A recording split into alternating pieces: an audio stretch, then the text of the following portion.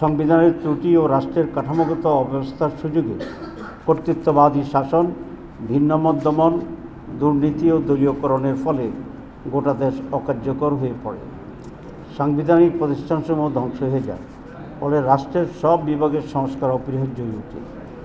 অন্তর্বর্তী সরকার দায়িত্ব গ্রহণের পর রাষ্ট্রের প্রয়োজনকে সামনে রেখে জনগণের প্রত্যাশা পূরণের লক্ষ্যে গণহত্যার বিচার, রাষ্ট্র সংস্কার ও স্বৈরাচার ফিরে আসার সকল পথ রুদ্ধ করার প্রত্যয় নিয়ে কাজ শুরু করে গঠিত হয় বিভিন্ন সংস্কার কমিশন। কমিশনগুলোর সুপারিশের ভিত্তিতে জাতীয় ঐকমত্য কমিশন 166টি প্রস্তাবের ভিত্তিতে রাজনৈতিক দলসমূহের সাথে আলোচনায় মিলিত হন। দীর্ঘ আলোচনার পর 84 প্রস্তাব সিদ্ধান্ত আকারে গৃহীত হয়। অনেকগুলো প্রস্তাবের সাথে দু একটি রাজনৈতিক দল ভিন্নমত পোষণ করায় অনেকগুলো গুরুত্বপূর্ণ সিদ্ধান্ত গ্রহণ করা সম্ভব হয়নি। প্রিয় সাংবাদিক বন্ধুগণ, সরকার ইতিমধ্যেই জুলাই জাতীয় ঘোষণা ও জুলাই জাতীয় সনদ প্রস্তুত করেছে। একটি বৃহৎ রাজনৈতিক দল হিসেবে বাংলাদেশ জামাত ইসলামী জুলাই জাতীয় ঘোষণা ও জুলাই জাতীয় সনদের প্রয়োজনীয় সংশোধনী সহ তাদের পরামর্শ সরকারের নিকট উপস্থাপন করে। জামাত ইসলামী বরাবরই জুলাই জাতীয় সনদকে আইনগত ভিত্তি দেওয়ার বিষয়ে জোরালো ভূমিকা পালন করে আসছে। জাতির ক্রান্তি লগ্নে ডক্ট্রিন অফ নেসেসিটি হিসাবে অতীতের বিভিন্ন নজির ও উদাহরণ তুলে ধরে জুলাই জাতীয় সনদের আইনগত ভিত্তির বিষয়ে জামাত ইসলামী বারবার তার সিদ্ধান্ত অবস্থান ব্যক্ত করে আসছে।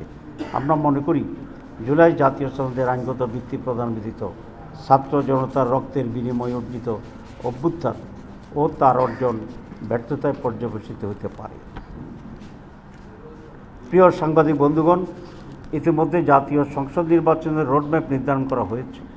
আমরা ঘোষিত রোডম্যাপ অনুযায়ী অবাধ, সুষ্ঠু, নিরপেক্ষ, ভয়ভীতিমুক্ত, গ্রহণযোগ্য নির্বাচনের লক্ষ্যে প্রয়োজনীয় পদক্ষেপ গ্রহণ করার আহ্বান জানিয়ে আসছি।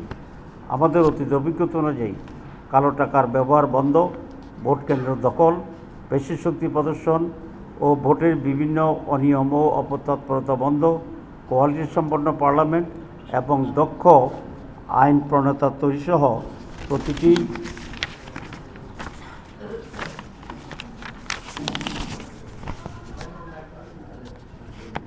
প্রতিটি ভোটারের মূল্যায়নের লক্ষ্যে পিআর পদ্ধতিতে নির্বাচনের জন্য জোর দাবি জানিয়ে আসছি। বাংলাদেশের অধিকাংশ রাজনৈতিক দল, বুদ্ধিজীবী, সাংবাদিক, কলামিস্ট, লেখক, গবেষক, শিক্ষাবিদ ও নানা শ্রেণী পেশার মানুষ পিআর পদ্ধতিতে নির্বাচনের দাবির সাথে একমত পোষণ করেছে। প্রিয় সাংবাদিক বন্ধুগণ, আমরা লক্ষ্য করছি জনগণের দাবিসমূহ কার্যকর করার কোনো পদক্ষেপ গ্রহণ করা হচ্ছে না।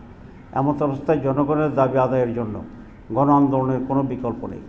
তাই জুলাই জাতীয় সনদের ভিত্তিতে আগামী ফেব্রুয়ারিতে অবাধ, সুষ্ঠু, গ্রহণযোগ্য নির্বাচন এবং জনগণের ভোটের প্রতিষ্ঠার মাধ্যমে বাংলাদেশকে একটি ন্যায়ভিত্তিক ও জবাবদিহিমূলক গণতান্ত্রিক রাষ্ট্র গড়ে তোলার লক্ষ্যে বাংলাদেশ জামাত ইসলামের পক্ষ থেকে আজ 15 সেপ্টেম্বর আন্দোলনের 5 দফা গণদাবি জাতির সামনে তুলে ধরছি।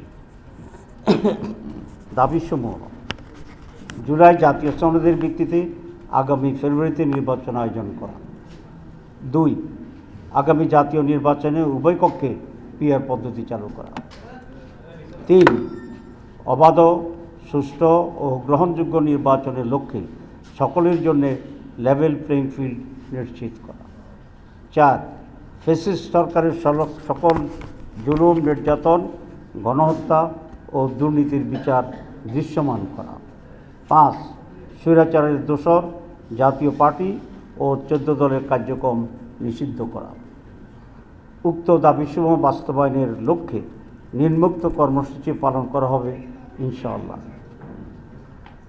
1, 18 সেপ্টেম্বর রাজধানী ঢাকায় সমাবেশ ও বিক্ষোভ মিছিল। 19 সেপ্টেম্বর দেশের সকল বিভাগীয় শহরে বিক্ষোভ মিছিল। 26 সেপ্টেম্বর দেশের সকল জেলা উপজেলায় বিক্ষোভ মিছিল। এইসব কর্মসূচি বাস্তবায়নের মাধ্যমে জনগণের দাবি আদায়ের লক্ষ্যে ঐক্যবদ্ধ হওয়ার জন্য আমরা দেশবাসীর প্রতি উদাত্ত আহ্বান জানাচ্ছি। আপনাদের সবাইকে ধন্যবাদ জানিয়ে